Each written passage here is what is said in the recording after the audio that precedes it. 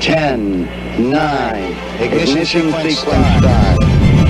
All engines are running. Liftoff and the clock is starting. Roger, the clock is operating. We're on our way. It's one small step for man, one giant leap for mankind.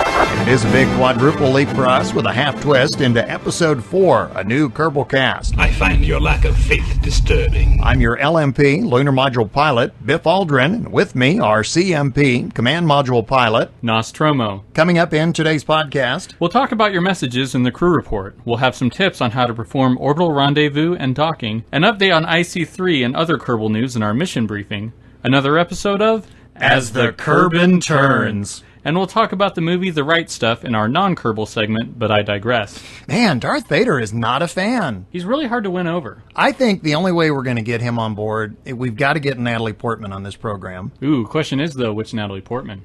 Good question, because, you know, if you think about it, Natalie Portman from Star Wars, Natalie Portman from V for Vendetta, Yeah. both have really bad taste in men, so, you know, that works out for me. One of them has a British accent, you know, so you can't say they're the same. Yeah. You do not want Natalie Portman from Black Swan. Why is that? She would lock us in the broom closet, she would make out with us, and then our house pets would disappear. See, now I want to watch Black Swan. You do? No, I haven't seen it. Watch Garden State. Manic Pixie Dream Girl. There we go. We do want to say thank you to our audience, everyone who has downloaded and listened to the podcast. Also, a big thank you to the moderators who do the Kerbal subreddit. They have a permanent link to this podcast on our front page. And as always, big thank you to Squad.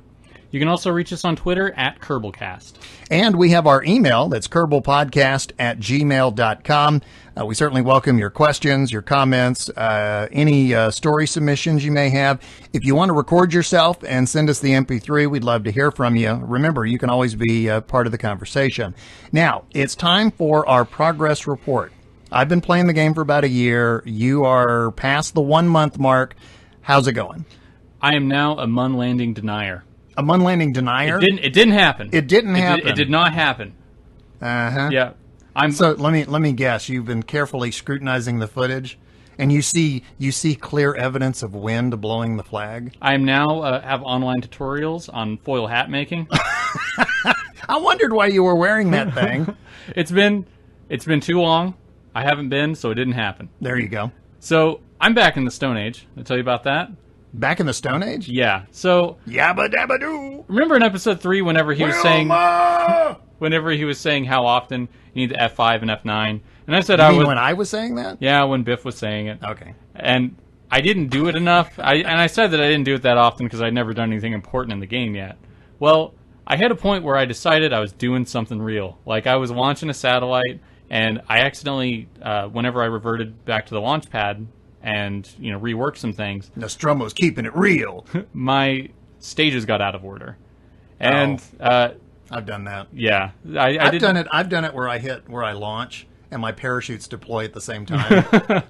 It's to catch all the fuel and so you can put it back in. So.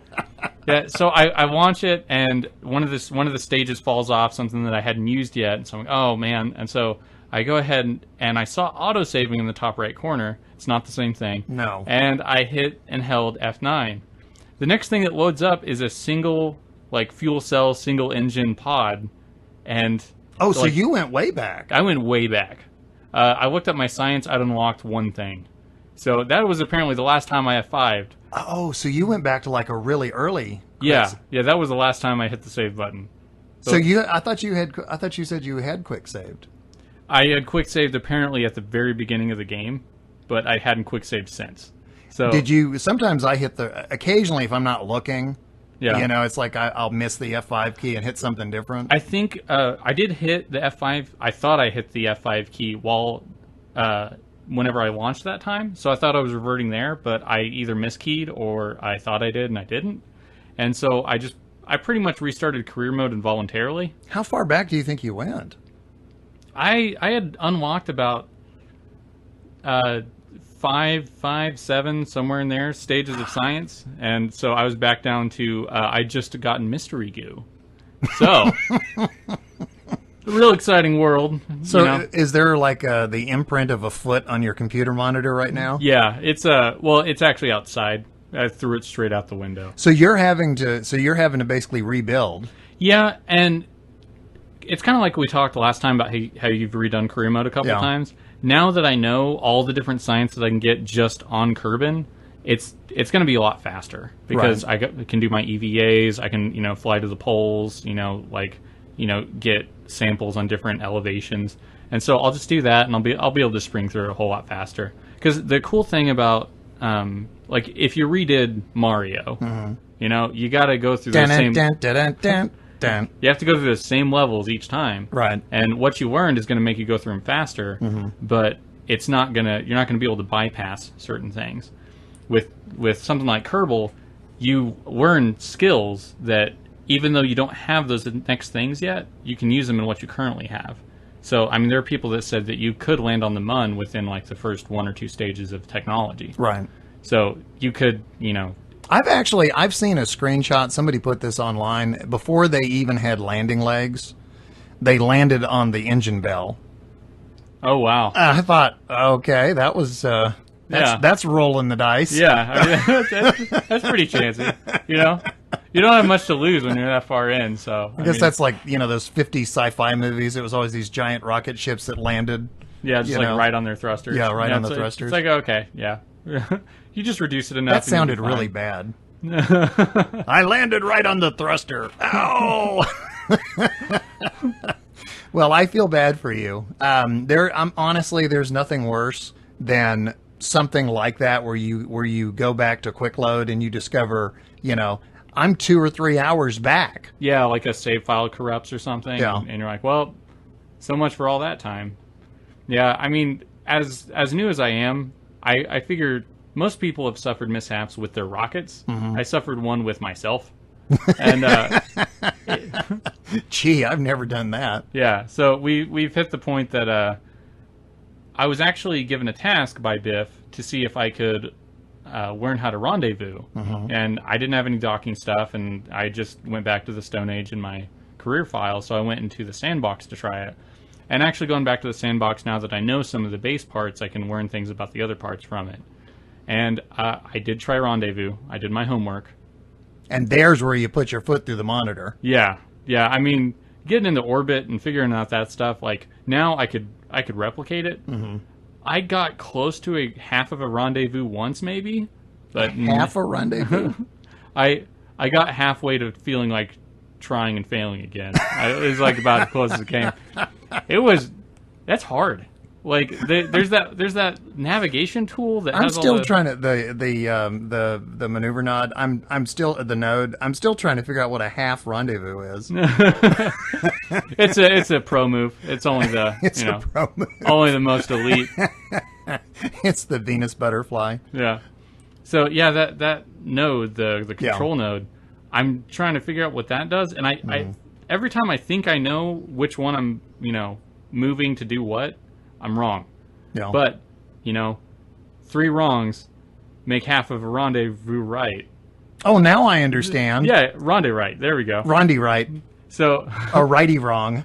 And so like I'll move them around, and the orbit goes weird, fantastical places, and none of them are to the place I want to go. Go on Wiki. There's a symbol guide. It'll show you what each one means, because one of them will increase or decrease your orbit. Another one will change your orbital plane. I mean, they all do different things. Okay. And the maneuver node is, once you know how to use it, it's actually very helpful because you can plan your moves before you make them, and it reduces the amount of error, or it gives you much bigger room for error. So it doesn't do it for you though. It just puts a marker, and that's where you have to steer toward. That's right. Okay, that's right. Because I saw one that made the marker on the nav ball, and then there was another one that made it like a little. You're talking about like the little blue dot.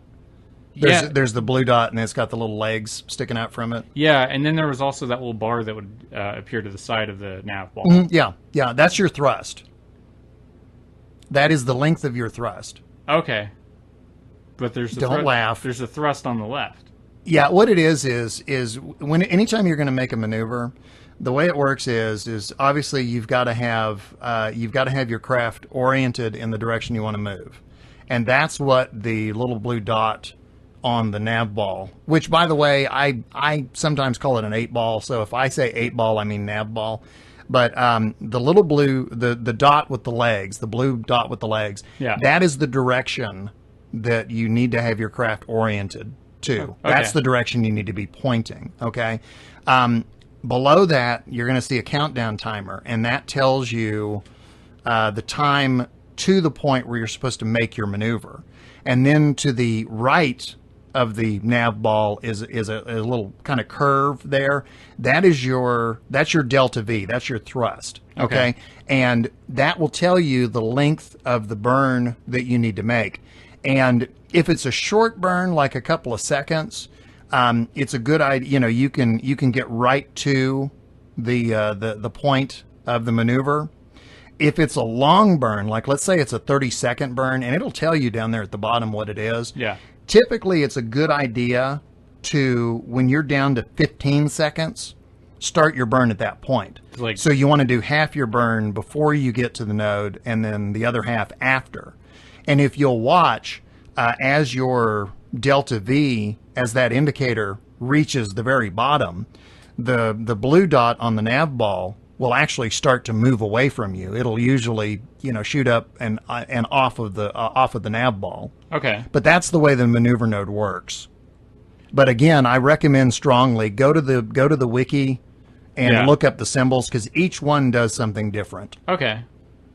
Yeah, because I would try to set it, and I didn't know what any of these things did, so I got somewhat of an orbit that looked close to the one I was trying to match. Right. And I'm glad you brought that up, because rendezvous, that is one of the most difficult things you can do early in the game. And there's always somebody on the forums, or there's always somebody on the Kerbal subreddit that is asking about rendezvous. This week, for some reason, it seems like more people than ever are asking about it. And we've got a lot of letters that are dealing with that. And we're going to talk about that. In fact, let's go ahead and get to our crew report. There was a letter, and this came from Acco282, and he said, does it take any talent for docking, or do you just need to learn and try over and over again? And go ahead and read his comments right there. I've been playing Kerbal Space Program for a while now, but I've never managed to dock two ships together. I just end up with two completely different orbits, and that really frustrates me. I've watched several tutorials, but I can't live my dream by building a huge space station. Could you please give me any advice, or maybe tell me the special secret to docking, if there is one? I actually wrote him back. I said the only talent you really truly need is persistence. Yeah. I don't think I've said this. When I first got the game, the thing I wanted to do more than anything was land on the Mun. Yeah. And I think that goes back to, how we talked about I'm kind of a child of the space race. Mm-hmm. To me, landing on the moon was just, oh boy, I want to do that. Once I realized that landing on the Mun was going to require rendezvous, I started working on that, rendezvous and docking. I spent several hours a night for about 2 weeks trying to do this. And every night it was the same thing. I would maneuver one way and maneuver another way, and I would, I'd get close to the other craft and it would shoot right by me, and then I'd run out of fuel and I'd quick load again, and I would try again. This went on, literally for 2 weeks, and it got to the point where I was frustrated and I was not having fun anymore, because it was just, it had become, I honestly, I sounded like Acco282. Yeah. I really felt like this is impossible. Yeah, the game had become work. Yeah, the game had become work. The fun element was gone.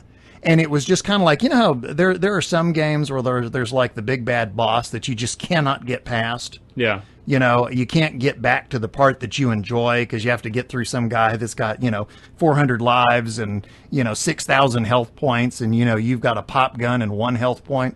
That's kind of how I felt. So what I did was I finally said, I'm going to take a break, because I can't take this anymore. Yeah. I've done that with a lot of games. Like, yeah. You'll play for a while, and you're like, I just have to be away from this.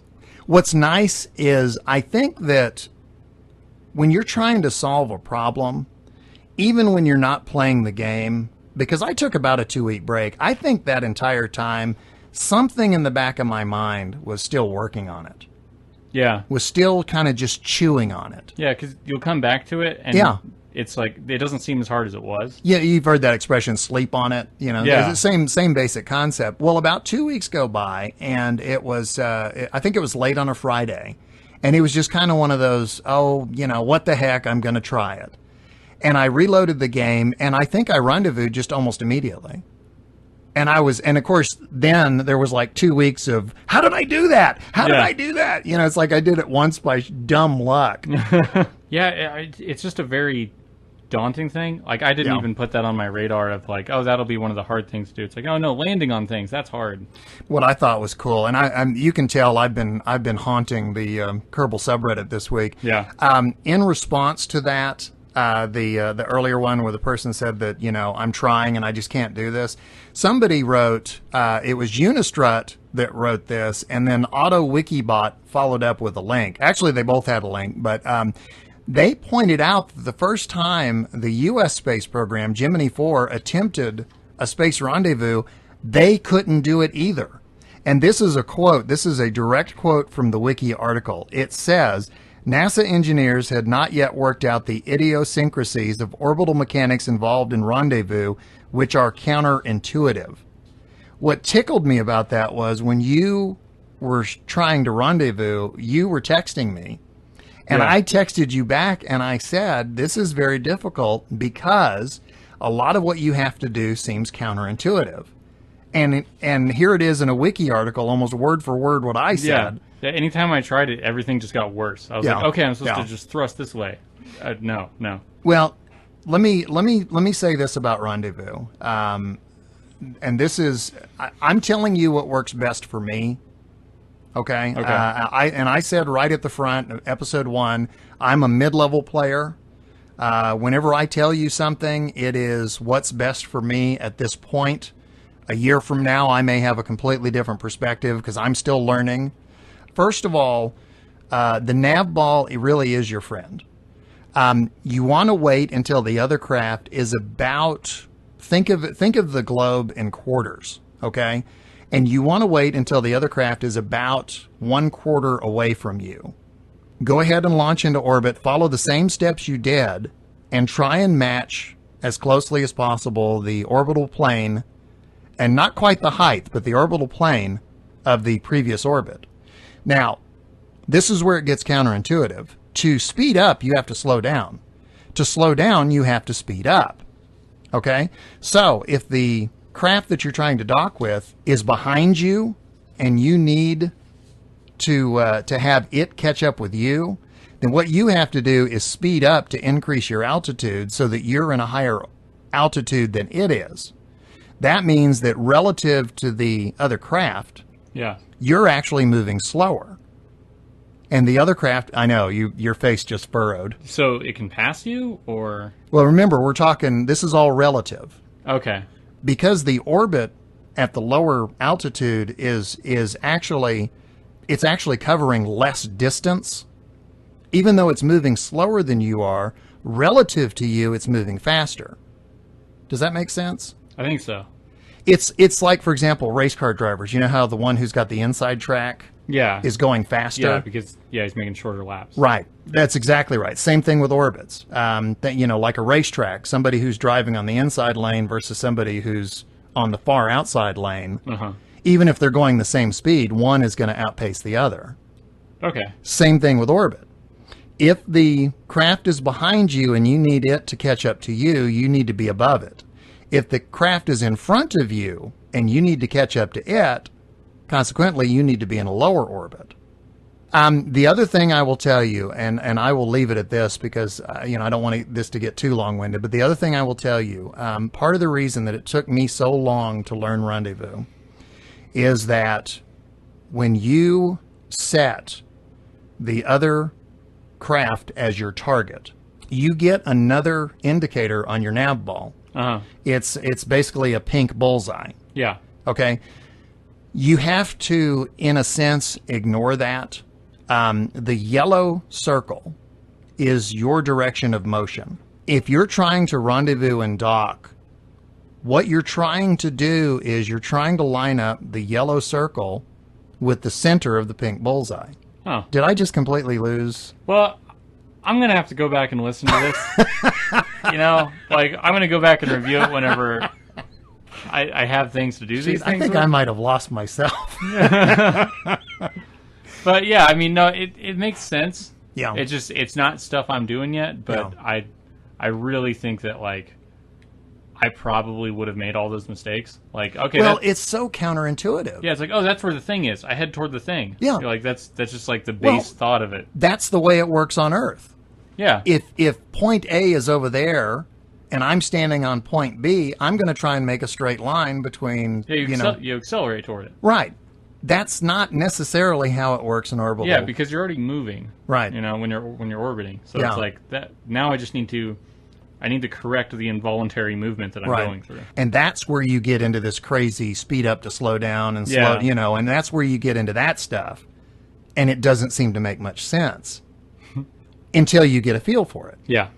Well, let's go ahead and move on. Now, we have another letter, and this one is related to a story segment we did in the program last week. Yeah, on episode 3 in our But I Digress segment, we talked about the portrayal of Gus Grissom in The Right Stuff. Whenever we're working on the podcast, the thing we try to do is we try to keep from being long-winded in any section, and we felt like the Digress segment had gone on for a lot longer than the others, and so we decided to trim it down, because first off, it's not Kerbal related. Right. So we want it to still be there for entertainment's sake, but we also want it to be brief. Right. So what we did was we took out some of the flight to ground audio. We shortened some of it we just took completely out.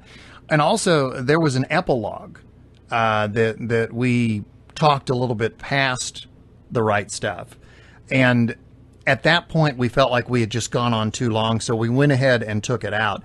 We got a letter from Scott from Virginia, and he basically said what our epilogue was. Yeah, it was really nice to hear from him. Scott said, "I'm glad you cleared up the story on Gus Grissom, since it is one that I became very fascinated with after seeing The Right Stuff, which is still one of his favorite movies.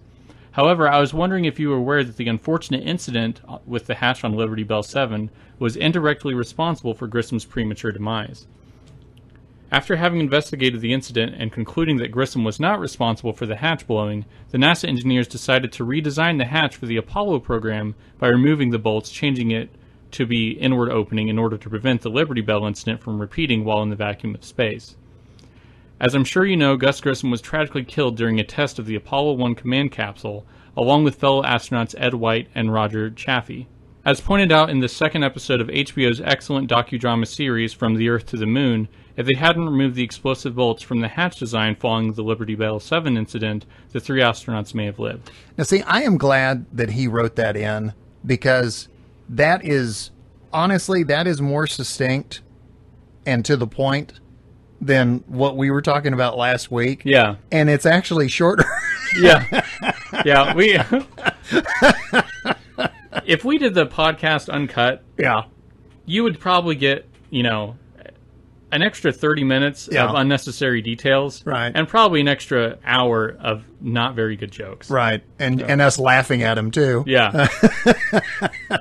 But Scott from Virginia wrote in, and what I wanted to do, the what he's talking about, From the Earth to the Moon, we actually had a clip from that show that we ran and then took out for time. And since Scott has given us the chance to do so, I want to go ahead and play this. This is an unnamed accident investigator, and he's talking to Frank Borman, astronaut Frank Borman, and this is in the aftermath of the fire, the Apollo 1 fire. You know what haunts me? In a way, if it wasn't for me, the fire might not have been fatal. Why is that? Capsules in the Mercury program had explosive hatches, right? You pull a lever and bam, you're out of there in a second. Remember when Gus's capsule sank and everyone said he must have blown the hatch by accident? I was on the review board for that. I was the one who found out Gus was telling the truth. The hatch could blow by itself. It was because of that they decided not to use an explosive hatch with Apollo. Nice irony, huh? If I hadn't proved Gus right, we might have had an explosive hatch on this spacecraft, in which case Gus and the boys would still be alive and well. I'm not a big fan of irony. Once again, that's From the Earth to the Moon. That's a little soundbite that we originally had in last week's episode, but cut it out for time. Thanks to Scott from Virginia, we were able to sneak it back in and hopefully set the record straight about Gus Grissom. Another thing we want to thank Scott for is answering our question of the week. At the end of the podcast, we pose a question, and you can answer it through Twitter or through our email. And the question was, what do you think the backstory is for Kerbal Space Program? Quote, I think the Kerbals are not actually animals, but plants that evolved to become sentient, like Zahn from Farscape. This explains why they don't seem to need to bring food up with them, because they photosynthesize for the sunlight for their energy, as well as their green skin, since it contains chlorophyll. It also explains why there are no cities on Kerbin, since as plants they would prefer being outside in the sunlight and would have no need to build large structures to house themselves, although they would still need limited structures to protect their equipment from the elements. Now, being plants, they wouldn't have any need to hunt for food, so they had time to develop science and reasoning skill more quickly than humans. But this quick development also led them to become somewhat dim-witted and trusting in other areas, which is why there's always plenty of them willing to participate in the program despite the high mortality rate. Kerbals are dim-witted. I mean, the two most measurable things on them are bravery and stupidity. I know. Well, honestly, it's you got to imagine the Kerbal Astronaut Recruitment Center is, like some guy opens the door and sticks his head out and he goes, hey, who wants to ride a giant bomb into space? We do! Yeah, that sounds fine by me. Well, we got another response also to our big question of the week. What is the Kerbal backstory? And I wanted to give this one an honorable mention. This one came from Javanshir, and I laughed out loud when I read this because it's so random. He says, quote, I think the backstory is that there previously was some kind of program at the abandoned airfield, which is near Kerbal Space Program, or KSP. There could have been budget cuts, and then Jeb found some boosters. I think that raises more questions than it answered. That's the letter. But no, it's good. I like it. I love it. It's just so random, and then Jeb got some boosters. Yeah. So do I get to, I have a theory to answer. So do I get to? Yeah. You'll allow it? Yeah, I'll allow it. If you will look on the surface of Kerbin, there is what looks to me like an impact crater. My Kerbal backstory is there was an asteroid impact which wiped out everything on the surface of the planet.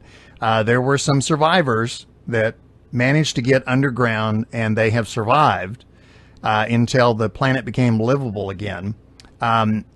They are now starting a space program so that they can intercept asteroids and prevent that from happening again before they try and bring their civilization back to the surface. Oh, so they're all kind of like selfless in their many pursuits of... Now, I'll be the first to admit there are so many holes in that theory, but seeing that little asteroid impact, which it reminds me of the Yucatan Peninsula, which is, the one that the dinosaurs went, oh no. Oh darn. Yeah. Dash gummit. Yeah, okay, my theory is that, almost the entire surface of Kerbin's green, and it's like just a pretty solid sheen of it, and they're all green. I think Kerbals are a fungus. they're a fungus that like the entire world got covered in, so it's pretty much is nothing but moss, and they managed to rise out of it as their first intelligent fungus. This is the moment where we find out that Kerbal in some language we don't know means athlete's foot. Yeah. Athlete foot space program. And so part of their natural thing is that, they explode somewhere and cause spores to go everywhere, which spreads the fungus. So anytime they launch themselves, they're just cultivating their planet or getting ready to terraform another by crashing into it. Well, I've hit the mic, so that means we must be done with Crew Report. Let's go ahead and move on to news. We wanted to update a story that we reported last week. We were talking about the IC-3 spacecraft, which was a probe that was sent up in, I believe, 1978. And there was a group of citizen scientists that had contacted NASA, and NASA had agreed to provide them with the information they needed to try and contact the space probe. And we do want to congratulate him. It was a success. The next step is to maneuver the satellite to an L1 Lagrangian point. You know, I will admit that, because this makes me look like a complete goofbutt, but last week, do you remember when we read the story originally? Yeah. It was, they were identified as citizen scientists.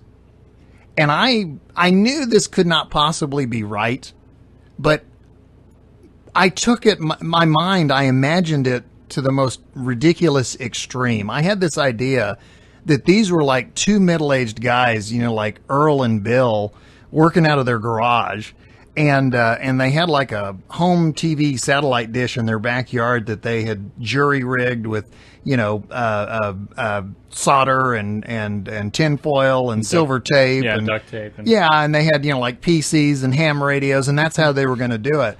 Then the story comes out that they've actually contacted this thing. I find out they've raised like $16,000, and they were using the Arecibo Radio Observatory in Puerto Rico to do this. So, I mean, you know, it's not Earl by the barbecue in the backyard. Yeah, it's like the guy from the first Transformers movie. He's like amazing hacker, and you know, he'd be like, hot dogs are almost done, and we made contact. Yeah. Okay, well, we have some more news. Why don't you go ahead and take it? The Something Awful forums have a thread for Kerbal Space Program, and one of the posters on there is Max Maps, who is the public relations person for Squad. On there, he's talked about multiple things, and they've also mentioned, you know, different topics of discussion he's thrown in on. And some tidbits from that thread is they're trying a new memory management method for 0.25 and working on a 64-bit version. 0.24 is being... That's what I'm waiting on. Yeah. 64-bit? Yeah, better processing power on No. it. 0.24 is being pushed back to include the budget system. Squad determined that contracts weren't interesting without it. They also are working on a modder developer agreement in the legal sense, so they can make sure that everyone's stuff is represented, but also protected, and you know, nothing comes back ill. Because there have been things in the past with Minecraft or anything like that where mods would be downloaded, but they would interfere with other mods, like they wouldn't play well with others, or they would have parts of it that would include donate links to PayPal. Right. And for somebody who wasn't too familiar with the mods or anything like that, may think they're donating to the game itself, or it's actually going to the modder. We also have another news story, and this one comes from the Kerbal subreddit, and this comes to us from Maloon's Oreo. And there is a new subreddit out there, and it's called KSP Testing. And it is a subreddit that the purpose is to help people that are having trouble with their crafts. All you have to do is upload your craft file, .craft, to either Dropbox or Mediafire or Mega or something. You fill out the form in the submit box, and you post your post. The idea here is that think of them as digital test pilots. It's kind of like a flight school. Yeah, exactly. If you don't have time to test out, or if you're having problems and you can't figure out what it is, or if your computer's not powerful enough to run it, they can run it for you and kind of work out the bugs. Again, go to Reddit. The subreddit is KSP Testing. And here's some stories that we're following on Twitter. The company Virgin Galactic is sending you into space for a mere sum of $250,000. And SpaceX is developing a new capsule that could carry 7 astronauts to the ISS. All right, so that wraps it up for our news segment, and you know what that means. And now, another edition of As the Kerbin Turns. Honey, I'm home! Hello, dear. How was your day? Oh, same as always. My descent stage ran out of fuel, and I left a smoldering crater on the surface of the Mun. Say, is that tomato soup I smell? Tune in next time for another edition of As the Kerbin Turns. Oh, bravo! Man, it just keeps coming. It just keeps getting... Yeah, it's like you can't make it stop. Yeah. Make it stop! Okay, well, are you ready for But I Digress? Always. Last week we talked about Gus Grissom and the portrayal in The Right Stuff. At that time, Nostromo had not seen The Right Stuff. So this week he saw it. What are your thoughts? It is a great movie. Isn't it? Oh, it was awesome. Yeah. In the beginning, especially whenever they're out in California and they're doing all these tests, you start to notice, it's the desert, and desert and sky is pretty much all the scenery. And it carries this very, saturated blue and orange color palette. Mm-hmm. blue and orange being complete opposites on the color wheel. All the time it was, orange and blue, orange and blue. The X1, the plane that he breaks, the sound barrier with, orange plane, blue sky. Then later on in the film, as he, doesn't make it into the space program, he doesn't apply for the space program. Yeah, the movie kind of implies Chuck Yeager almost gets left behind. Yeah, so, it's like they moved the pyramid. Yeah, so the world kind of moves on without him, and they're working on things that that wasn't his area. They started going beyond his grasp. So as they're doing that, anytime it starts to show him, that palette starts to sort of wash out, and you start to see more grays and greens, and it's no longer that stark contrast between orange and blue. And then when it nears the end of the film, and he's hopping in that last jet in order to try, he tries to go as high as he can, he starts transitioning, like, you start to see that orange and blue again, and eventually it's just him in the blue, like, going, like, reaching the surface, or reaching the cusp of space. And is that when you get to that kind of color washout like that, is that when he loses control of the plane? Yes. Okay. Yeah, because it was also him entering an area that, that he was closed off to him. Yeah, he was closed off to him. So you shall not pass. Exactly. And and then the very last, like, the credits is the last of the astronauts, flying off into the blue yonder, and it's a giant orange dot amongst a blue palette. And so I just thought it was really interesting that, a movie about you either have it or you don't, and, they have very opposite colors on there, and anyone who's currently pushing that, who's either having it or not, it's always with that color scheme. See, that's really interesting, because I've never really paid attention to the color schemes, but I can see what you're talking about. I paid more attention to repetition in the movie, which to me is used to great effect. It's used for comedic effect, but there's a couple of places where it's used for dramatic effect. The most obvious is every time the Russians accomplish something. Sputnik, Yuri Gagarin, and then when they do the lengthy orbits, the long orbital flight. Yeah. The way they do that is they show you footage of a Russian rocket going up, and then it cuts to a low angle tracking shot that is following Jeff Goldblum as he is running down a hallway, and he's got hard shoes on, and it's a hard surface. There's no carpet. I think there's no music also. Yeah, well, no, there is the music, but Oh, but you've got that echoey staccato going on, and there's this long track shot, and it ends with him bursting through a door. And the first time he says it's called Sputnik, and somebody says, "We know, sit down." The second time this happens, they show you again Russian rocket footage. Jeff Goldblum running down the hall, same track shot, same angle, but shorter. Bursts through the door, and he says, "They've got a man up there." Same person says, "We know, sit down." Third time they do it, they show you very briefly Jeff Goldblum running down the hall, same track shot, same angle, same everything. He bursts through the door, and then they cut to John Glenn. So they shortened the sequence each time. They made it more and more frantic.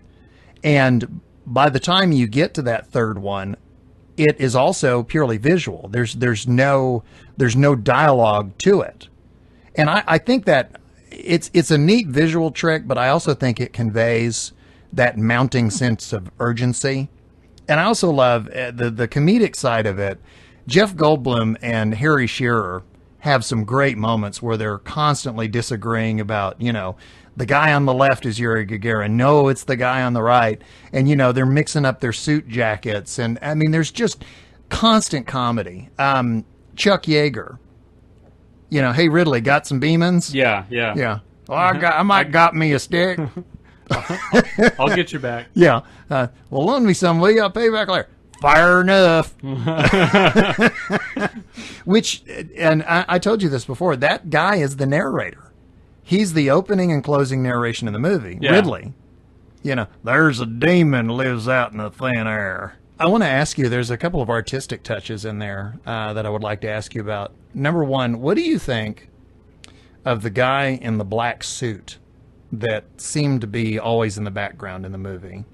I mean, since he was kind of the Undertaker, yeah. You know, it was just... I mean, I took him as he's Death. Yeah, definitely. You know, Death is always kind of on the sides waiting. Yeah, and with him and, like, the grim looks of the guy who hits the launch button, it was just that sense of dread that no matter how much you prepare or how, you know, skilled you were at this, there was always that factor that death was going to be there. I mean, whenever all the wives are talking, you know, in California near the beginning, they, you know, every time the truck starts up, it's crash truck. Yeah, is it the crash truck? Right. You know? So yeah, there's just always that looming sense of this could, your time could be up with this one. One thing I'm curious about, you had not seen the movie prior to a week ago, and you obviously heard the whole Gus Grissom thing that we did last week. Knowing the historical record and then watching that film for the first time, how did you see that sequence? It got on my nerves. Like, it really did. Like, because you have all these guys and they're all good guys, you know? And I mean, some of them have faults to one degree or another, you know, ego, pride, or, you know, whatever. And it just, like, the moment they show him having some moment of weakness, he just becomes an irredeemable character in a lot of ways. And they just never... Squirming hatch blower. Yeah, and they just... To quote the movie. They haunt him with it, but it makes it seem like he's been lying the entire time. So it never seems like he's the victim of bad press or, you know, a misconception. It seems like it's genuinely his fault, and he just won't be accountable. One thing I do not understand, Tom Wolfe is an extraordinary writer. He is a very good journalist.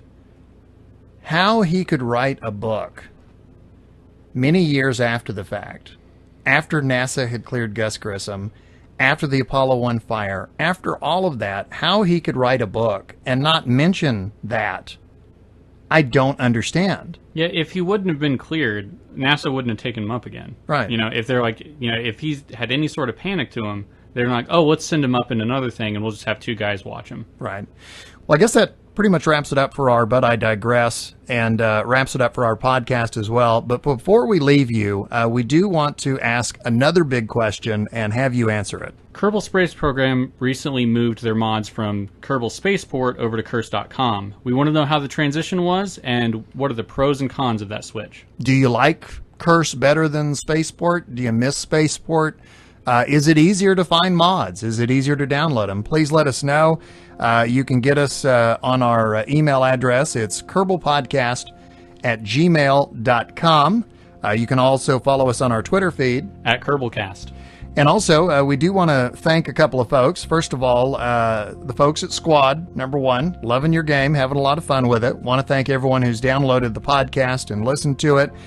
We want to thank the moderators on the Kerbal subreddit.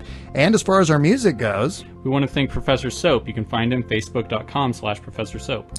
And that does it for our podcast. I am your LMP, that's Lunar Module Pilot, Biff Aldrin. And with me, our CMP, Command Module Pilot, Nostromo. Happy Kerbaling, everybody.